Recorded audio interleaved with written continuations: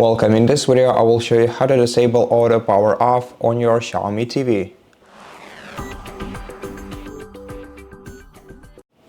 There are a couple of different ways to do that depending on which interface your Xiaomi uses. So if it's the Amazon Fire OS, in such case we're gonna have to go to settings by navigating to the gear icon, then go to preferences, and in preferences select auto turn off and just click on this option, select turn off, and if it's switched off your TV will not go to sleep or go to standby mode until you turn it off. Now on the PatchWall interface, you're gonna have to go to the settings.